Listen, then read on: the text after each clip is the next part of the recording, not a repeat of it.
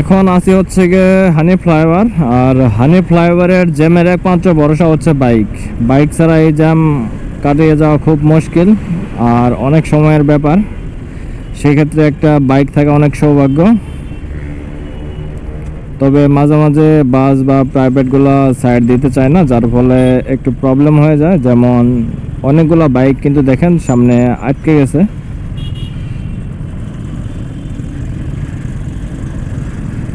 তবে যাওয়া যায় আর কি, টুকটাক সাইড দিয়ে দেয় বাইকরে। শুধু হানি ফ্লাইওভারের জ্যাম না, যে কোনো জ্যামেই দেখা গেছে বাইকরে পর্যাপ্ত পরিমাণ সাইড দেয়। আবার কিছু কিছু সময় দেখা গেছে যে বাইকারদের উপর একটু বিরক্ত বোধ হয় অনেকেই, কারণ বাইকাররা এই যে ধরেন আমি এক চেপা দিয়ে ঢুকাই দিচ্ছি, এই চেপা দিয়ে ঢুকানি তারা পছন্দ করে না, যার ফলে তারা বাইকারদেরকে দেখতে পারে না। তবে চিপা দিয়ে না ঢুকে কোনো প্যারা নাই, কারণ আমাদের যাইতেই হবে তাড়াহুড়া করে।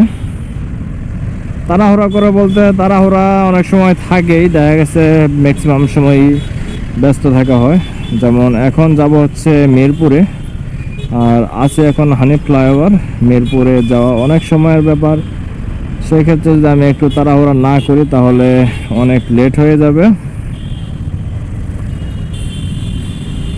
তবে এই জ্যামে একটা বাইক থাকা, ভাইয়া সোজা হয়ে যান,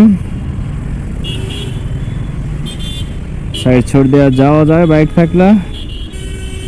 এখন আছি সম্ভবত গুলিস্তান, হানি ফ্লাইওভারের উপরে তেমন একটা চিনতেছি না। পিছনে আমার আরেকটা বাইক আছে, বলতে ভাই ব্রাদার, তাকে কি হারাই ফেলতেছি নাকি বুঝতেছি না। না, অবশ্যই আছে, সামনে দেখা যাইতেছে। তো দেখি আমরা এই হানি ফ্লাইওভার এইভাবে জ্যাম পার হয়ে যাইতে ক মিনিট সময় লাগে।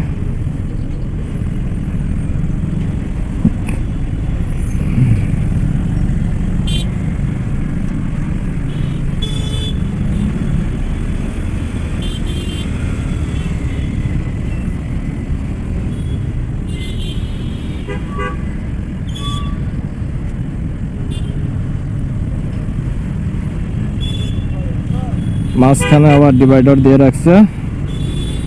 ও, এটা দেওয়ার কারণ হচ্ছে বামে হচ্ছে গুলিস্তান নেমে যাবে আর সোজা যাবে হচ্ছে ঢাকা মেডিকেল, যার ফলে যারা গুলিস্তান যাবে তারা বাম দিক দিয়ে ঢুকবে, আর যারা ঢাকা মেডিকেল তারা সোজা চলে যাবে। এটা বোঝানোর জন্য দেওয়া হয়েছে এখানে।